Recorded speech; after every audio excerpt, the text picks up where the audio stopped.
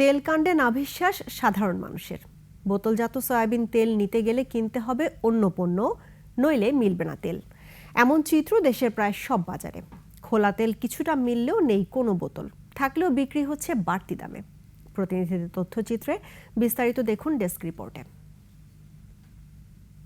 এক মাস আগে আমি তেল কিনছিলাম, এখন তেল কিনতে এসে দেখি যে তেলের বোতল বাজারে পাওয়া যায় না। আমাদের তেল দরকার, সেখানে আমাকে তেলের সঙ্গে চাল নিতে হবে, তেলের সঙ্গে আরো অন্য কিছু জিনিস যোগ করে নিতে হবে। তেলের সাথে চাল, ডাল, লবণ, অন্যান্য জিনিস। তেল নিয়ে এমন তেলিসমাতি চলছে বেশ কিছুদিন ধরেই।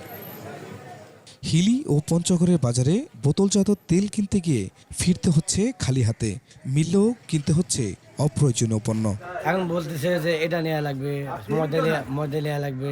এর বাইরে যদি আমাকে আবার 200 টাকা 400 টাকা দিয়ে অন্যান্য বাজার নিতে, যেটা আমার প্রয়োজন না, তাহলে আমরা সাধারণ মানুষ কিভাবে টিকে থাকবো?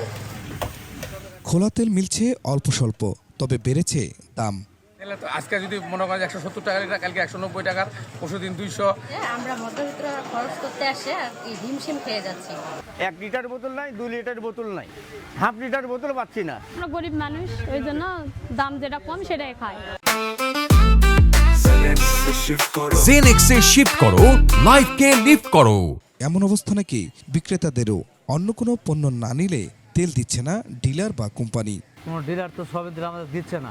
দিলেও অন্যান্য আদার পণ্য, সুজি, সরিষার তেল, আটা, কাস্টমার নিতে আসবে তেল, আমরা তো ওইভাবে দিতে পারছি না।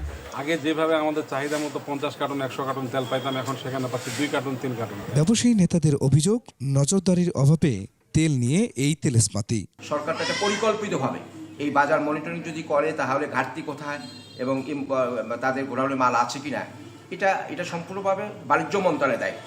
দিনাজপুরের হিলিতে প্রশাসনের হুঁশিয়ারি, বাড়তি দামে তেল বিক্রি হলে নেওয়া হবে ব্যবস্থা। যদি এরকম অভিযোগ পাওয়া যায়, সেটা মোবাইল কোর্টে জরিমানা সহ যে ব্যবস্থা নেওয়া যায় সেই ব্যবস্থা নেওয়া হবে। পঞ্চগড়ে 5 লিটারের বোতলজাত তেল বিক্রি হচ্ছে 1050 টাকায়।